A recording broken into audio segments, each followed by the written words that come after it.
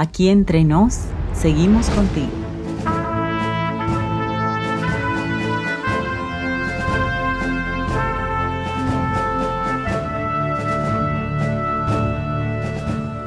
¿Qué tal, amigos? Bienvenidos a Aquí Entre Nos, un programa pensado en los maestros de escuela sabática. La lección toma un giro amplio esta semana. Ahora intenta hacer un breve pero significativo rastreo de la influencia de Deuteronomio en el resto de la literatura veterotestamentaria. Durante el estudio diario nos encontraremos con citas de los libros históricos, poéticos, sapienciales y por supuesto proféticos que tienen su raíz en este escrito mosaico. Tales ejemplos nos permitirán observar cómo el libro de la ley influyó poderosamente en el pueblo escogido y nos dejará tener una vislumbre de la que ejercerá en el remanente del tiempo final.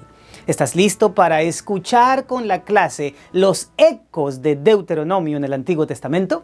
Pues entonces, comencemos.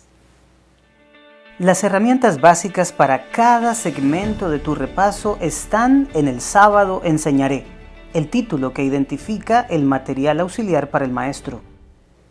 El material para los maestros trae un enfoque muy práctico para dar el repaso. Las páginas 130 a 133 presentan una magnífica ayuda. Dale unas cuantas leídas. Primer segmento. Motiva. 1 minuto. Acelera el corazón de tus alumnos motivándolos con una razón válida de por qué esta lección es importante para sus vidas. Vamos a hacer que la clase se enfoque de manera interesada en el repaso.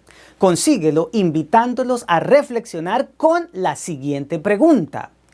Si la importancia de algo se mide en la repercusión que tiene en las futuras generaciones, ¿cuáles son las huellas que dejó el libro de Deuteronomio en el pueblo de Dios del Antiguo Testamento y cómo está influyendo en nosotros?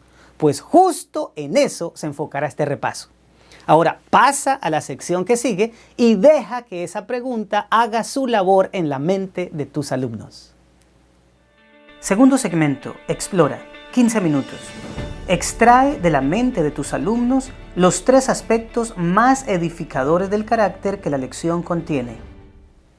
Podrías dar tu repaso con base en los siguientes aspectos.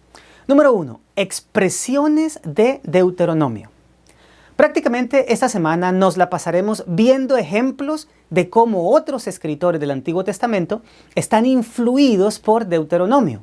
Y esto no debe ser una sorpresa, ya que el Pentateuco entero, al estar a la cabeza de los escritos sagrados, fue lectura obligada de todo creyente israelita. Sin embargo, la influencia de este libro va mucho más allá de esto. En primer lugar, te invito a que hagas una dinámica con tu clase teniendo en cuenta su tamaño. El trabajo consiste en repartir algunos versículos entre tus alumnos para que individualmente, en parejas o en ternas, comparen una frase o idea expresada en Deuteronomio que es repetida posteriormente por otro autor. Luego de la lectura, permite que conversen o reflexionen por un par de minutos sobre la influencia que este escritor recibió de aquel libro mosaico. Contrasta las siguientes ideas o frases contenidas en los textos que las siguen. Si lo buscares de todo corazón. Contrasta Deuteronomio 4:29 con Jeremías 29:13. Otra frase. Los cielos de los cielos. Deuteronomio 10:14 puede ser contrastado con Salmo 68:33. La siguiente.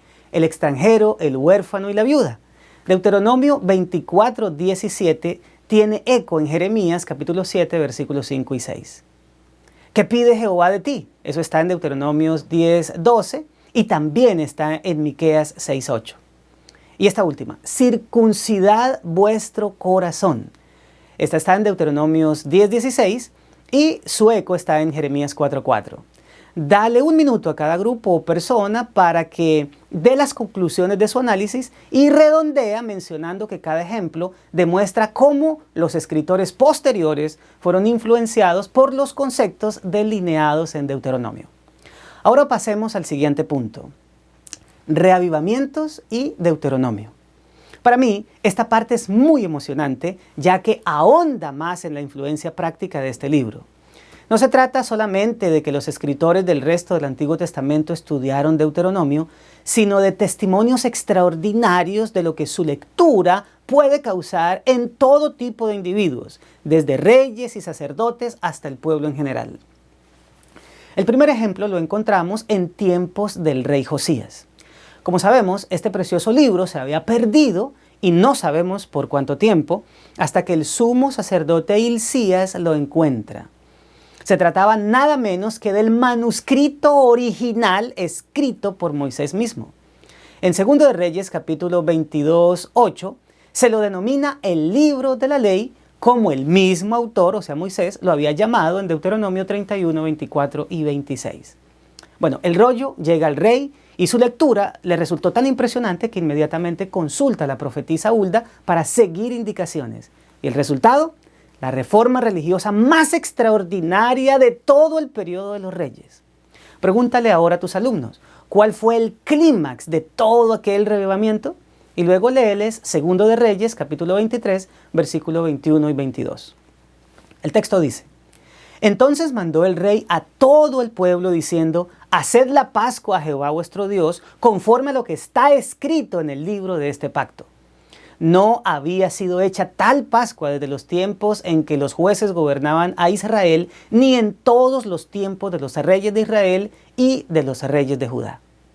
No solo se eliminó la idolatría descarada en aquella reforma, sino que el pueblo entero se consagró al único y verdadero Dios en la fiesta que conmemoraba su gracia libertadora.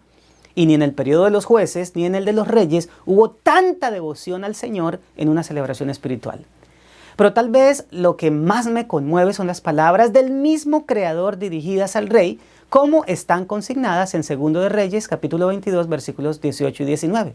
Allí el Señor indica: Por cuanto oíste las palabras del libro, y tu corazón se enterneció, y te humillaste delante de Jehová, y rasgaste tus vestidos, y lloraste en mi presencia, también yo te he oído, dice Jehová. Precioso, ¿verdad? El Omnipotente inclina su oído para escuchar al individuo que tomó en serio su palabra revelada. Ahora, el segundo revivamiento poderoso acontece después del regreso del exilio babilónico, cuando el pueblo entero escribe formalmente una promesa de serle fiel al Señor y queda firmada por sus representantes civiles y religiosos, los levitas, los sacerdotes y los príncipes. ¿Cómo llegaron a ese nivel espiritual? Pregúntale eso a tus alumnos y pide a alguno que lea Nehemías capítulo 9, versículos 1 al 3. El texto indica: El día 24 del mismo mes se reunieron los hijos de Israel en ayuno y con cilicio y tierra sobre sí.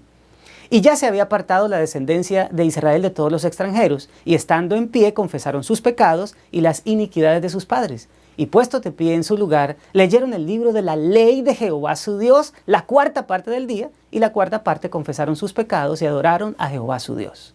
¿No es impresionante?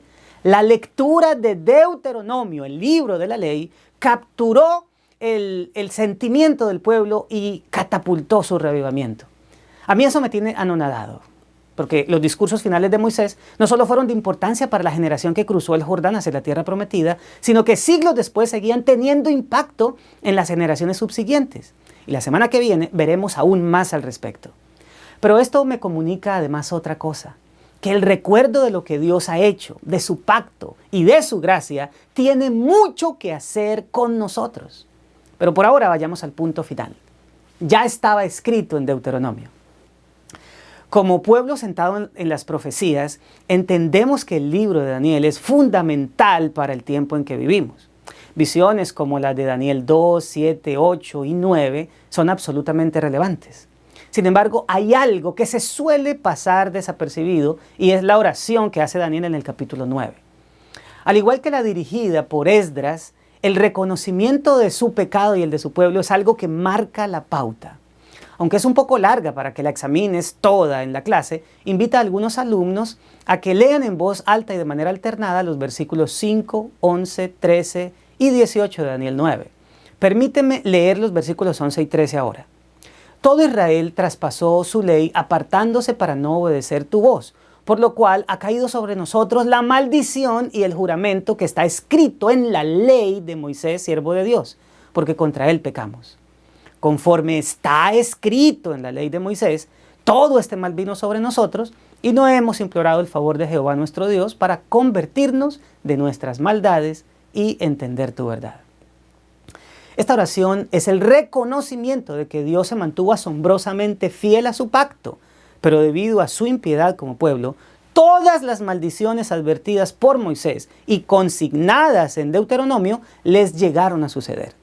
Estaban advertidos, pero en su testarudez se apartaron del camino de la vida y escogieron el de la muerte. Por eso no recibieron las bendiciones y atrajeron sobre ellos las maldiciones. Esto es prácticamente un resumen de que, a pesar de las advertencias nacidas del amor divino, Israel cayó en las horrendas prácticas de la idolatría cananea. Es decir, todo su innecesario sufrimiento ya estaba escrito en Deuteronomio y ellos dejaron de lado el consejo divino de manera voluntaria. Sin embargo, había algo más escrito allí y un lector juicioso como Daniel podía darse cuenta de manera rápida. Léele a tu clase Deuteronomios 4, 30 y 31 y pregunta, ¿qué otra cosa también estaba predicha en el libro de la ley? El texto dice, cuando estuvieres en angustia y te alcanzaren todas estas cosas, si en los postreros días te volvieres a Jehová tu Dios y oyeres su voz, porque Dios misericordioso es Jehová tu Dios, no te dejará, ni te destruirá, ni se olvidará del pacto que les juró a tus padres. Aunque estaba predicho el destierro, también quedó registrado que Dios es misericordioso y que se dejaría hallar aún en el exilio cuando lo busquen de todo corazón. Algo que, por supuesto, Daniel estaba haciendo en ese momento en su oración. Por eso el versículo 18 de Daniel 9 nos conmueve al sentirlo decir, inclina, oh Dios mío, tu oído y oye, abre tus ojos y mira nuestras desolaciones y la ciudad sobre la cual es invocado tu nombre, porque no elevamos nuestros ruegos ante ti, confiados en nuestras justicias, sino en tus muchas misericordias. Por eso Daniel tiene esperanza, porque si se cumplieron las amonestaciones, también el hecho de que el Señor los regresaría a casa si se arrepentían sinceramente, también se cumpliría, ya que la misericordia del Señor es para siempre. No sé si a ti esto te toca de la manera en que lo hace conmigo, pero como parte de un pueblo anclado en las profecías, sé que no solo se cumplirán los juicios divinos, sino también sus promesas de salvación. Después de todo, eso es lo que el Señor más quiere para nosotros. Tercer segmento. Aplica 12 minutos. Plantea simulaciones de la vida real con escenarios que necesiten soluciones basadas en lo estudiado, estimulando así la participación. Pongámonos ahora en modo de aplicación. Invita a tus alumnos a resolver los siguientes interrogantes. Primero, ¿cuál es la idea de Deuteronomio que encuentras en otros escritores que más te impacta y por qué? Segundo, ¿cómo podríamos iniciar un reavivamiento personal y familiar con base en el libro de la ley? Finalmente, ¿cómo te sientes al saber que no solo los juicios de Dios se cumplen, sino también su disposición a tener misericordia? Cuarto segmento. Crea 2 minutos. Lleva la lección más allá de la clase. Desafía a tus alumnos a realizar una tarea durante la semana. ¿Qué tal esta tarea para la semana? Anima a que cada alumno, de manera individual en sus devocionales personales, escriba su propia oración de confesión y ruego por la misericordia divina en su vida. Y para despedir a tu clase, concluye la lección de una manera sencilla y elegante. La trascendencia de Deuteronomio se deja ver en el hecho de que sus palabras no solo iluminaron a otros autores en su comprensión de Dios, sino que produjeron reformas y revivamientos como el que experimentaremos nosotros en el tiempo del fin y que nos preparará para cumplir la misión y entrar en la Canaán celestial. Bueno, mis amados, esto fue Aquí Entre Nos, un programa pensado en los maestros de escuela sabática. Un día, bajo la sombra del árbol de la vida, alguien se acercará a ti para decirte gracias por haber ido a compartir tu esperanza de que Cristo venía pronto. Eso me tiene aquí contigo. Nos vemos la próxima semana.